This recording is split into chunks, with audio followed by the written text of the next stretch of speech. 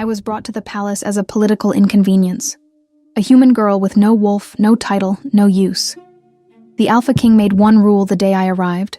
No one was to touch me. Not the guards, not the nobles, not even him. I thought it was cruelty. It wasn't cruelty. It was the most terrifying thing I'd ever witnessed. A man at war with himself. And losing. For 3 years he kept his distance. 3 years of gold eyes that never quite looked away. 3 years of a jaw so tight I genuinely worried about his dental health. Then, his hand brushed mine at the feast table. 1 second. Barely a touch. The kind of accident that happens between strangers 100 times a day. Except his entire body went still. Except every vow he ever made shattered in the space between one breath and the next. Except he didn't move his hand. Neither did I. My name is Vera, and this is the story of how I accidentally became the most inconvenient person in the entire history of the Ashvale Kingdom. It started, as most disasters do, with someone else's terrible decision. Lord Fenwick of the Eastern Reaches had been skimming grain taxes for 11 years. When the Alpha King's auditors finally caught him, Fenwick panicked and did what cornered men with no dignity and considerable debt always do. He offered something that wasn't his to give. Me. I was Fenwick's ward, an orphan he'd taken in at 7, which sounds generous until you understand that my father had been his most skilled steward, and Fenwick had simply decided that inheriting the steward's daughter was more economical than hiring a replacement. For 15 years I had managed his correspondence, his accounts, his household staff, and the delicate social architecture of his estate, with the kind of quiet efficiency that people only notice when it stops. When Fenwick offered me to the crown as part of his settlement arrangement, he wrote in the agreement that I was gifted in administration and highly capable of palace work. He did not mention that I was human in a court of wolves. He did not mention that I had a tendency to say exactly what I thought at the precise moment I should have said nothing at all. He did not mention that the Alpha King, upon learning these two facts in rapid succession, would look at me across the receiving hall with those gold eyes gone very still and very dangerous, and say absolutely nothing for 11 seconds. I counted. I had nothing else to do while my entire future rearranged itself without my permission. His name was Caius Ashvale, and he was the sort of man that made the air in a room feel different. Not heavier exactly. More awake. Like every molecule had noticed him and was paying attention. He was tall in the way that large predators are tall. Not just height, but presence. The sense that the space around him belonged to him in some fundamental way. He had dark gold hair that he wore back, sharp features that looked carved rather than grown, and eyes the color of old amber lit from behind. When those eyes landed on you, you understood immediately why wolves had followed this particular bloodline for 6 generations. I understood it. And I was not a wolf, and it still made my knees do something embarrassing. He looked at me for 11 seconds.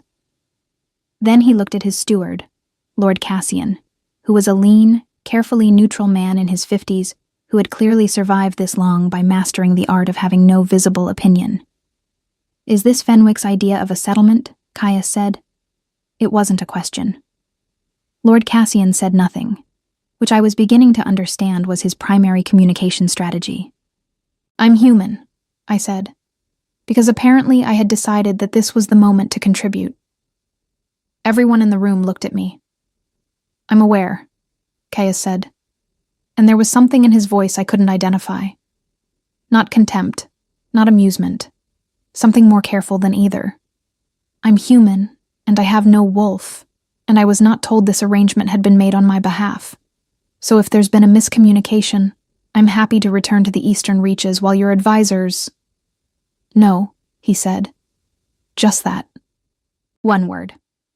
"No." I closed my mouth. He looked at me for another 3 seconds, and something moved behind his eyes that I couldn't read at all, and then he turned to Cassian and said, "She'll take the administrative post in the East Wing and arrange appropriate quarters." And that was how I came to live in Ashvale Palace. The East Wing was beautiful in the way that places are beautiful when no one has thought too carefully about whether beauty is practical. High ceilings with carved stone that collected shadows in interesting shapes. Windows that caught the afternoon light and turned it amber. Corridors that smelled of old wood and something faintly mineral that I eventually identified as the stone itself warming in the sun. My quarters were 3 rooms, a sitting room, a bedroom, a small attached bath, and they were finer than anything I'd had at Fenwick's estate, which wasn't saying much, but I was choosing to find it encouraging. The work itself was easy, not simple. The administrative complexity of a palace this size was genuinely staggering, but easy in the sense that I was competent at it, and competency felt like solid ground under my feet when everything else felt uncertain. I catalogued correspondence. I managed schedules. I coordinated between the household staff and the noble visitors and the various lords who had business with the crown. Within 2 weeks, I had identified 3 redundancies in the supply chain for the North Wing, rewritten the protocol document for foreign dignitary visits, because the existing one was 17 years out of date and referenced a kingdom that no longer existed, and accidentally antagonized Lord Prane of the Western Borders by informing him, with complete accuracy, but apparently unfortunate timing, that his expense report contained 4 mathematical errors. Cassian called me to his office the morning after the Prane incident. "You're good at this," he said, in a tone that made it sound like a complication. "Thank you," I said. "You're also going to make enemies." "I've always made enemies," I said. "I just prefer to make them by being right, rather than by being wrong." Cassian looked at me with an expression I'd come to recognize as his version of either approval or deep concern. With him, it was difficult to tell. He said Prane has lodged a complaint. "About the math errors?" "About you." "I see." He paused. "His Majesty reviewed the complaint this morning. What did he say?" Cassian paused again, longer this time. He said, "Tell her to be more careful about timing, not accuracy." And then he asked me to send him your analysis of the northern supply chain. I sat with that for a moment. "He read my analysis?" "He read your analysis," Cassian confirmed. "And I'll tell you what I told no one else in this palace. That's the first supply chain report he's read in 4 years that he didn't hand immediately back to me. I didn't know what to do with that, so I did what I always do when I don't know what to do with something. I filed it carefully in the back of my mind and went back to work. The rule came 3 days later. I heard it first from Marin, one of the senior housekeeping staff, who had taken it upon herself to serve as my unofficial guide to palace survival. Marin was small and sharp-eyed and had been at Ashvale for 22 years, and she delivered information the way a doctor delivers a diagnosis, clearly, without editorializing, while watching your face for signs of distress. She found me in the East Wing records room at mid-morning, pulled the door closed behind her, and said His Majesty has issued a directive. I looked up from the ledger I was reorganizing. "What kind of directive?" "Regarding you specifically." I put down my pen. "No one is to touch you," Marin said. "Not in passing, not in greeting, not under any circumstances. Any staff member or noble who makes physical contact with you is to report it to the household guard immediately." His Majesty's words exactly. I stared at her. She waited. "Why?" I said. She said nothing. "Does he think I'm going to... what, contaminate someone? Is this a human thing? Is he worried I'm..." "It's not that," Marin said, and her voice had gone careful in a way that made me more unsettled, not less. "It's not that at all. I've been here 22 years, girl, and I've seen the king make a lot of decisions, and I can tell you this one didn't come from contempt." "Then what did it come from?" She looked at me for a long moment. "If I had a theory," she said, "I wouldn't share it in a room with thin walls. But I'd suggest you not fight it. The directive will cause you less trouble than fighting it." I opened my mouth. "Less trouble," she repeated firmly, and left. I sat in the records room for a long time after that. The rule was strange in the way that things are strange when they're almost something you recognize but not quite. Nobody hurt me. Nobody was unkind, or not more unkind than people in palaces generally are to someone without a wolf. The guards stepped aside to let me pass without brushing against me. The noble ladies I worked with learned to hand me documents without contact. Servants who would have guided me through unfamiliar corridors by the arm instead walked ahead and pointed. It was like being handled with unusual care, like something precious or fragile. I didn't understand it. What I understood was the king himself. Not personally. He was not a man who invited personal understanding. But I saw him often enough, in the way that people who work in the same building see each other. In corridors, in meetings that I attended to take notes, at the edges of formal functions where my job was to observe and record and never quite be part of the room. I watched him hold court. I watched him read correspondence at his desk when he didn't realize anyone could see through the half-open door of his study. I watched him work, and what I saw was a man who was very good at being a king and had arranged his entire existence to contain nothing else. He was not unkind. He was not warm. He operated at a temperature that I came to think of as controlled, everything measured, everything deliberate, the way a long bow is always at the same tension because the archer never lets it slack. He never looked directly at me, which, given the size of the palace and the relative frequency with which our paths crossed due to my work, was actually somewhat impressive. It was also the thing that kept me awake at night, which was inconvenient, and I resented it profoundly. I had not come here to develop feelings about the Alpha King. I had come here because Fenwick had handed me to the crown like a piece of furniture, and I was making the best of it, and the best of it did not include lying in my excellent palace bed thinking about the way a man's eyes could look directly through a room and somehow still find you in it without ever appearing to try. Stop it, I told myself, around the 11-week mark.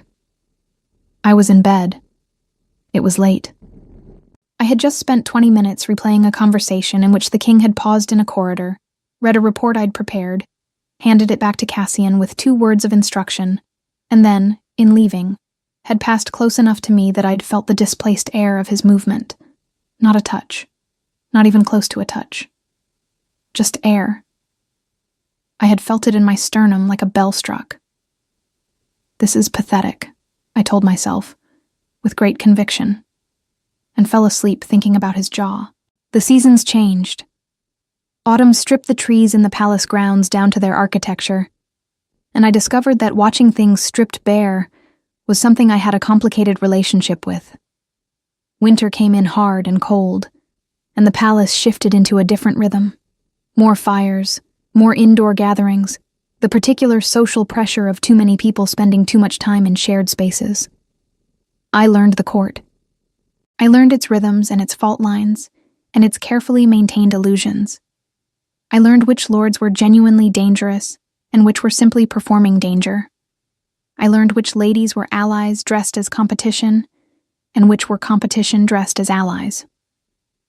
I learned that Cassian's expressionlessness was itself a form of communication, and that a slight tension at the corner of his eye meant proceed carefully, which was only marginally less useful than an actual spoken warning. I learned that the king had a habit of standing at the window of his study in the early morning, before anyone was officially awake, and that on those mornings his face was different. Not softer, exactly. Less managed, like a door left open that was usually shut. I was not meant to know this. My quarters were on the same side of the east wing, and I kept unreasonable hours, and on 7 separate occasions I had seen that unguarded face through the matching window across the courtyard, and felt it like a hand reaching through glass to close around something I hadn't known was reachable. I stopped looking. Or I tried. The trying was mostly unsuccessful. Spring arrived with the foreign delegations. 3 courts came within 6 weeks of each other, which was a diplomatic maneuver so delicate and so loaded that Cassian aged visibly in the month preceding their arrival. I was in the heart of it. Logistics, correspondence, the endless careful choreography of who sat where and who was addressed before whom, and which symbolic gestures carried which significance to which court. It was the most interesting work I'd done in a year, and I was deeply, genuinely absorbed in it, which is probably why I was completely unprepared for the Renka delegation. The Renka court operated by different rules. They were wolf shifters like Ashvale, but with different customs around hierarchy and contact.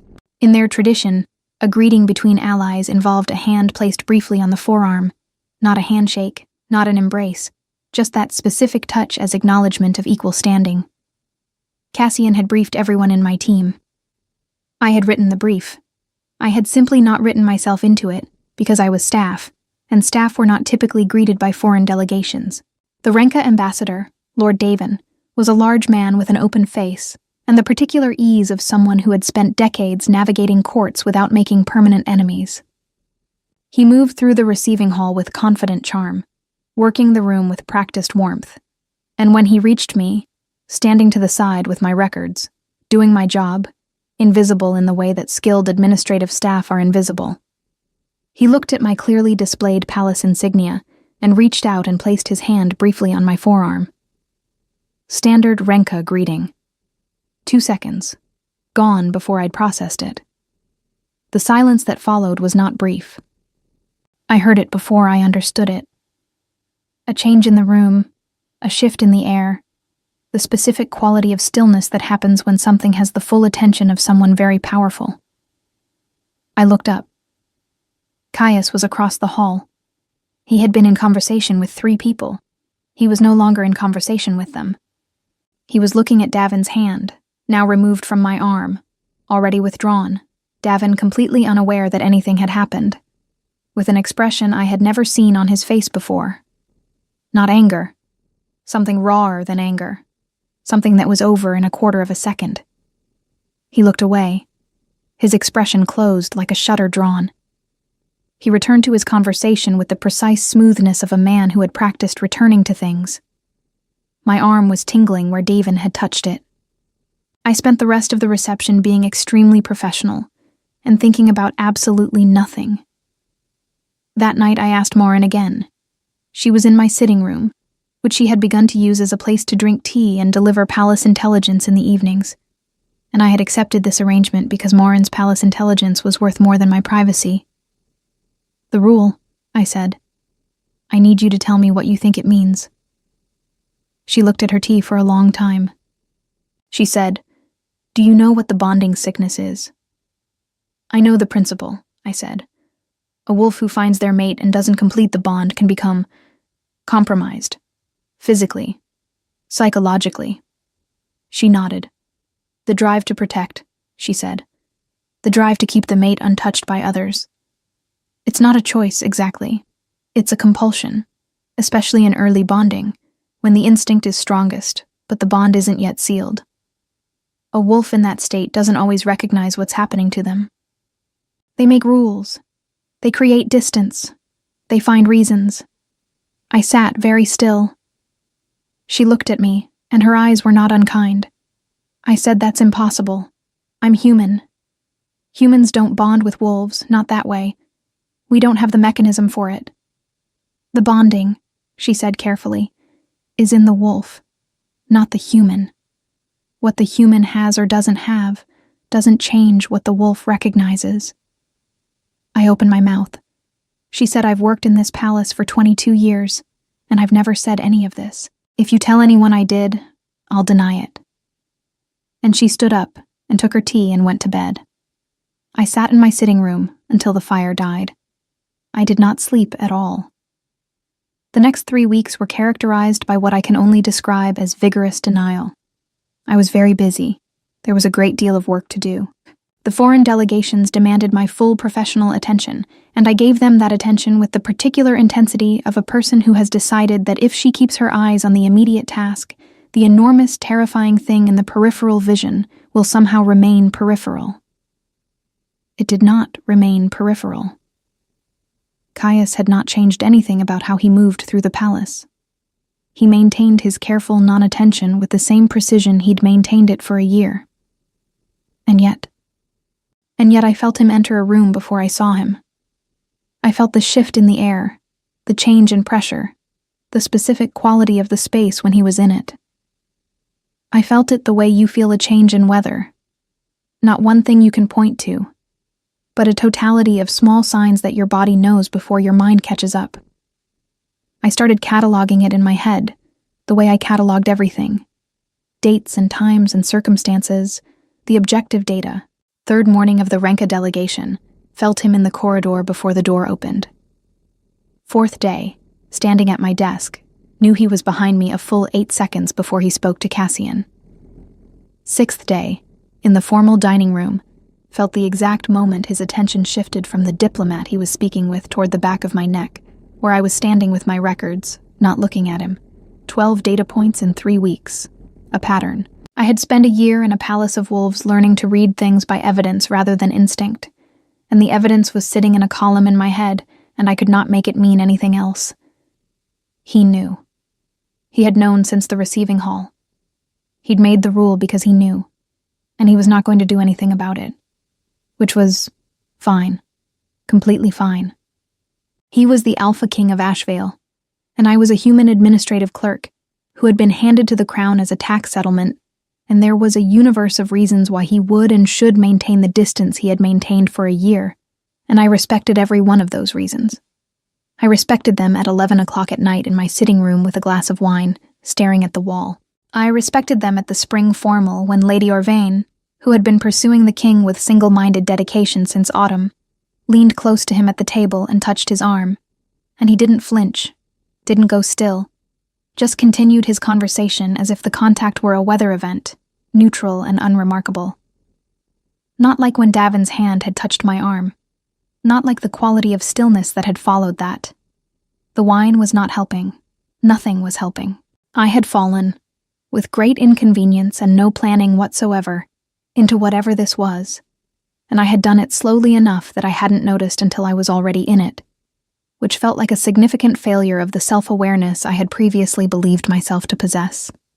The feast was 3 days before the Renka delegation's departure. It was large, formal, the kind of event that required 6 weeks of planning and generated approximately 900 small crises in the 48 hours before it occurred, all of which crossed my desk. I was tired by the time I sat down. I had been seated at a lower table, appropriate to my station. I was staff, this was correct. But by some accident of logistics that I would later establish had been nobody's deliberate doing, there was one empty chair between my assigned seat and the seat reserved for the king, who traditionally moved through the room and sat briefly at different tables throughout the evening. When he sat down, I was looking at my plate and thinking about nothing more complicated than whether I had actually eaten enough that day. I thought of reaching for the bread at the same moment he did. Neither of us was watching. We were both tired. It was an accident of the most mundane possible kind. His hand closed over mine on the bread basket. For one suspended second, nothing. Not the absence of sensation, the opposite. Every nerve ending I had firing at once in that small area of contact, his warm hand over mine, the roughness of his skin, the weight and temperature of him, real and present in a way that the preceding year of careful distance had made somehow more intense rather than less. Then I heard it. The sound he made. Very quiet. Almost below hearing. Like something he'd been holding for a year had just broken open. He did not move his hand. I looked up. He was already looking at me. Not the managed non-attention I'd grown accustomed to. This was direct and unguarded, and so full of something I didn't have the word for that I felt it physically. A pressure behind my ribs, an unwinding. Neither of us moved. The table around us continued its conversations. The feast hall was loud with 100 people who were, for this moment, not our concern at all. His hand was warm over mine. My heart was doing something structurally inadvisable. "Vera," he said. Just my name. Nothing else. I was aware that this was the first time he had said it. In a year of proximity and careful rules and 11 data points and late nights staring at walls, he had never once said my name. "Yes," I said. Which was not a complete sentence, not an answer to anything. But it was what came out, and apparently it was the right thing because something shifted in his face, some last resistance giving way, and he turned his hand under mine and folded his fingers through mine on the bread basket that neither of us had actually wanted. We sat like that for 30 seconds. 30 seconds where the feast hall roared around us, and I was warm all the way through my chest, and he was looking at me like I was the first solid thing he'd found after a very long time spent without footing. Then Cassian appeared at his shoulder, with the expression of a man who has arrived at a scene he expected and hoped would never occur. "Your Majesty," he said. Lord Davin is requesting a word before the third course. Caius did not look at Cassian. He looked at me for 3 more seconds. Then he said, "Tell Davin I'll find him after the meal." And he stood, and as he stood, his thumb pressed briefly against the back of my hand, deliberate, unmistakable. And then he was gone, moving through the hall toward the head table with his usual controlled grace, as if nothing had happened. I stared at the bread basket. My hand was still warm. Something monumental had just occurred, and I was sitting with a bread basket and no bread, and the complete inability to remember what any of my previous concerns had been. I ate nothing for the rest of the feast. The morning after was quiet in the way that things are quiet, when they are not actually quiet. I came to my desk and found a note in Cassian's hand asking me to attend a small briefing in the king's study at the 2nd hour. Briefings in the king's study were not unusual. Briefings in which I was the only attendee, which I discovered upon arriving, were. Caius was standing at his desk. He had his back to the door when I entered, and he turned when the door closed, and for a moment, we simply looked at each other across the room. He said, "I owe you an explanation." I said, "I have some theories." Something moved at the corner of his mouth. Not a smile, quite. The beginning of one. He said, "How long have you known?" I said 3 weeks, though I suspect I didn't want to know before that. He looked at me for a long moment. He said, "When you arrived." From the moment you walked into the receiving hall and told me you were human, as if I needed the information. As if the thing that was happening in my chest could be fixed by the relevant data. I said it was a lot of data. "It was," he said. And the beginning of a smile progressed slightly. I said, "So the rule." He said I needed to understand what was happening, whether it was real, whether it would pass. I needed you to be safe from anything I might. He stopped. He tried again. My wolf doesn't make fine distinctions between threat categories. I needed the court to understand that you were under protection. Without it being a declaration, I said. Without it being a declaration, he agreed. Yes. I considered that. I said, and has it passed? The almost smile disappeared. He looked at me with those amber eyes gone serious and clear, and entirely without their usual management. He said no. I said then, "What happens now?" He moved away from his desk, not toward me. He stopped halfway across the room, a careful distance, his hands behind his back in the posture I'd catalogued as him making himself hold still. He said, "I need you to know that I am not unaware of the imbalance. You were brought here without your consent. I have never wanted you to feel—" I said you didn't bring me here. Fenwick did. He said I kept you here. I said I stayed here. That stopped him. I said I have been offered 3 independent employment situations in the past year by lords who were impressed with my work. Cassian mentioned them to me. I stayed because I chose to. Because the work here is more interesting than anywhere else I've been offered, and because... I stopped. Because, he said very quietly, because I am apparently incapable of being sensible where you're concerned, and I have accepted that about myself, I said, very recently, with not very good grace. He looked at me for a long moment. Then he crossed the remaining distance between us in 4 steps and stopped in front of me. And I tilted my head back to look at him. This man who had kept a rule for a year and stood at windows in the early morning with his face open and unguarded. This man who had made a sound like breaking when his hand had covered mine over a bread basket. He raised his hand very slowly, giving me every possible opportunity to move away, and curved it against my jaw. His thumb rested at my cheekbone. His palm was warm. The expression on his face was the thing I'd seen in the early morning through the courtyard window, except closer now, except mine, except looking at me with the specific quality of a man who has stopped fighting something he was always going to lose. He said, "Is this all right?"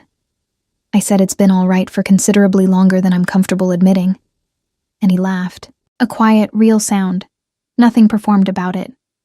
Just warmth and something like relief. And it was the most devastating thing I had heard in my entire life. Then he tilted his head and kissed me, and I stopped having thoughts entirely, which was frankly a relief.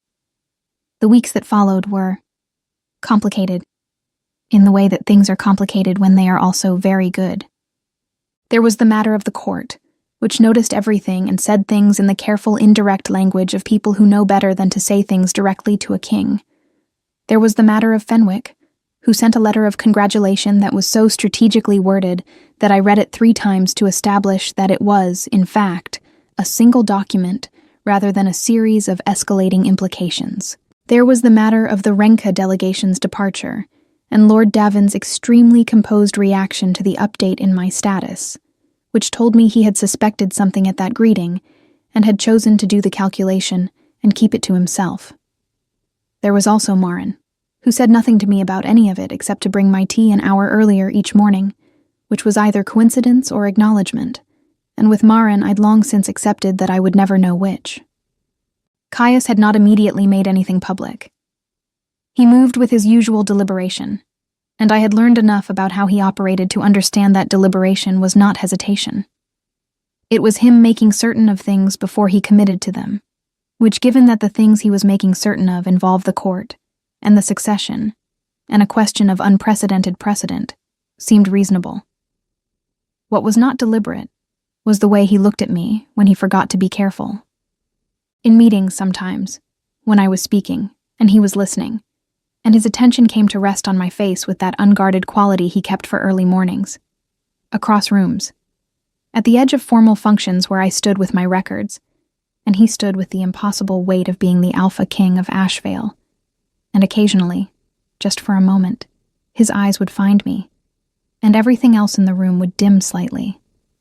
I was cataloging those too, not because I needed the data anymore, just because I liked having it. 3 months after the feast, he called a formal court assembly and introduced me not as administrative staff but as his chosen mate, the intended Queen of Ashvale, and the silence that followed had about 37 distinct qualities, and I categorized all of them while standing at his side with his hand steady and warm over mine. Then he looked at me and said, "Was that all right?" I said, "You could have warned me." He said, "I wanted to see your face when it happened." I said, "That is a terrible reason." He said yes, he agreed, but was it all right? I thought about Fenwick's receiving hall, and the 11 seconds of silence, and one word that had changed the entire direction of my life. I thought about a year of careful rules and early morning windows, and a bread basket, and the sound of something breaking open in a feast hall. "Yes," I said. He lifted my hand and pressed his mouth to the back of it, right there in front of the court, and the lords and the carefully neutral face of Cassian, who I was now fairly certain was capable of smiling, and was simply choosing not to on principle. I squeezed his fingers. He squeezed back. The court made the various sounds that courts make when they have collectively decided that a thing has happened and they had better make their peace with it, and I stood in the hall of Ashvale with my hand in the hand of a man who had kept a rule for a year, because he trusted himself with many things, but he'd never quite trusted himself with this. And I thought about all the ways a life can turn. In one word, in one touch, in the displaced air of a man who keeps his distance and somehow still finds you in every room. I was a human girl with no wolf, no title, and no assigned place in the order of things. I had made my own. The bread basket, it turned out, had been the entire beginning. Marin, I decided, deserved an extremely nice gift. Something, perhaps, that could be delivered without any particular physical contact, for old time's sake.